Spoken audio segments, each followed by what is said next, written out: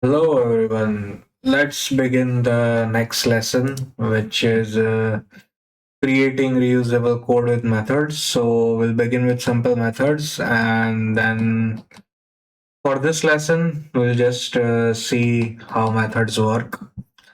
So, let's create our folder, which is for the lesson 4. And in that, we'll create our examples folder, the project folder, and the tasks folder.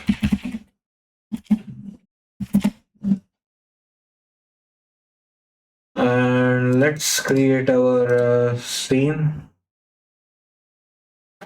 So it is going to be lesson 4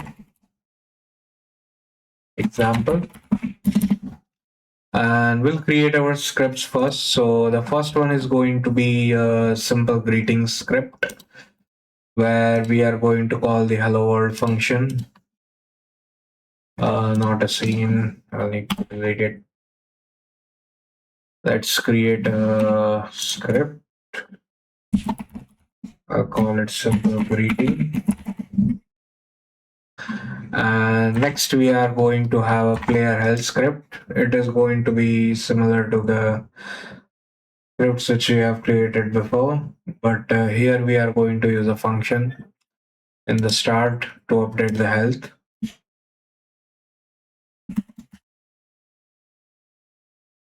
And the final one is going to be a score calculator.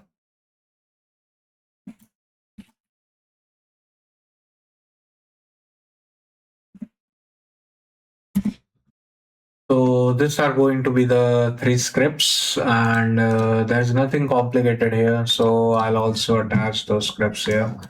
So simple greeting, then we have the player health, and finally the score calculator. Now let's edit those scripts inside Visual Studio. So let's go into lesson 4 examples and simple greeting, and we'll put them in the correct namespace. So lesson 4 examples, and simple greeting is not going to have any update method. So we are just going to use the default start. And inside our simple greeting script, in the start, we are just going to call the hello world, or here simple hello, and we'll create the private void simple hello, and it just tells hello, welcome to lesson 4. And next we have our player health script. So in our player health,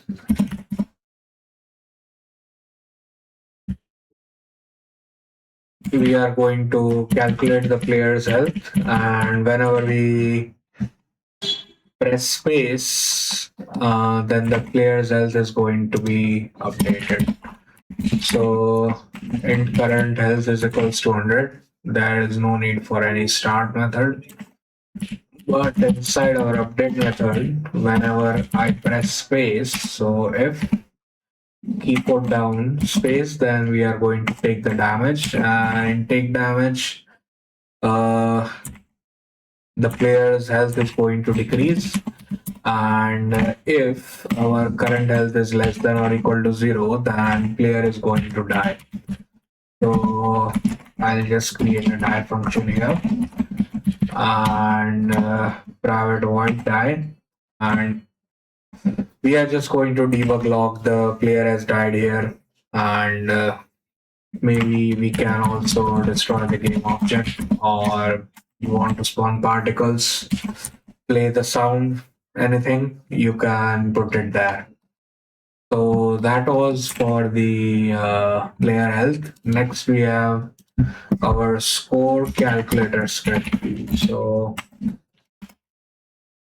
inside our score calculator, we are going to update the score. So we'll need to create the score variable first.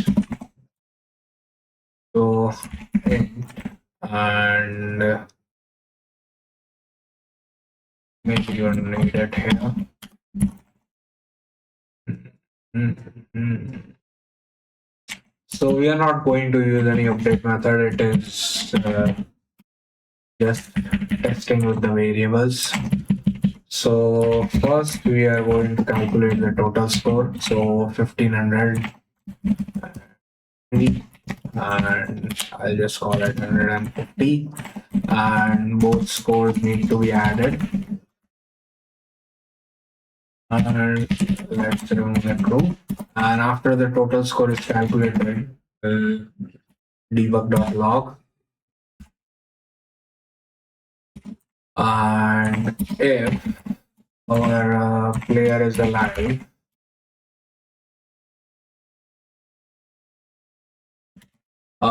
we are just going to use zero here.